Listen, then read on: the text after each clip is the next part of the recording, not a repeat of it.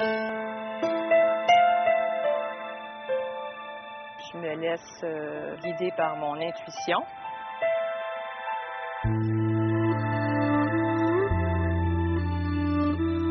C'est un peu comme une forme de méditation. J'en arrive même à oublier que je suis en train de faire de la sculpture finalement. Puis je me laisse aller dans les autres pensées.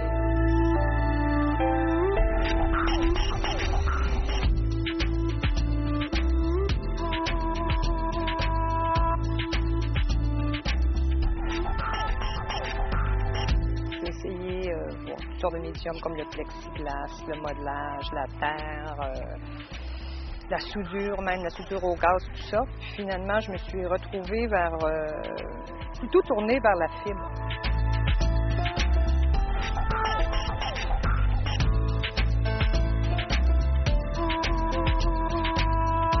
Mes premières sculptures, c'était avec le crochet, des nœuds marins.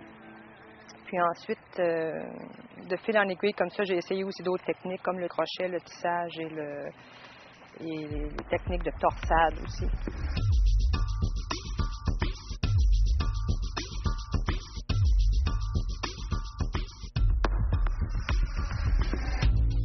J'ai travaillé sur le thème que moi j'ai appelé aquazone.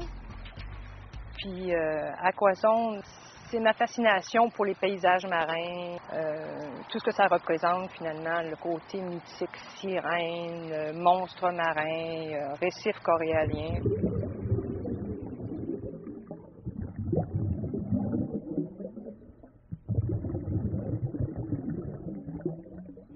Aquazone, c'est aussi pour partager aussi mon inquiétude à propos du sort qu'on réserve à nos océans et puis bon, de la planète en général, j'ai l'impression.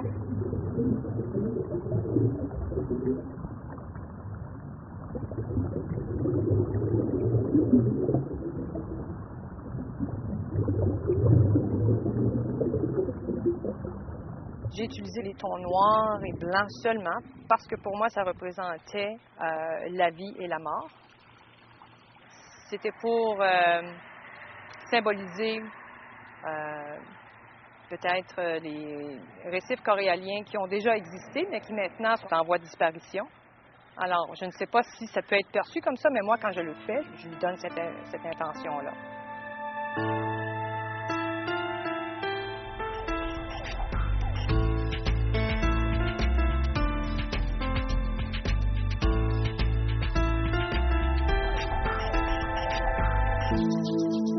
Puis là, maintenant, je m'en vais plutôt vers le thème mutation, qui se trouve à être la modification des structures des êtres vivants et tout ça. Puis je trouve que c'est dans le même élément. Ça continue dans cet élément-là parce que si on ne fait pas attention à notre planète, bien, moi, je vois qu'il va y avoir un changement drastique dans l'évolution, puis d'où le thème mutation.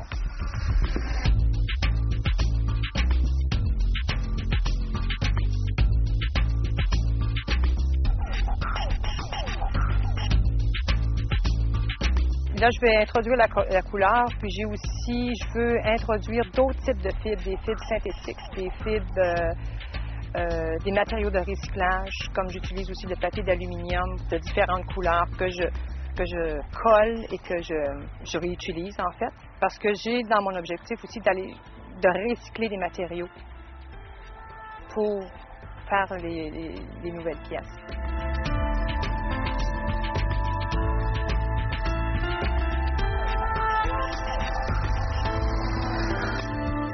En fait, je pourrais appeler ça des sculptures organiques parce que j'emprunte les formes à la nature, leur structure, leur texture. Puis, quand je fais un travail de composition, je me réfère constamment à la nature.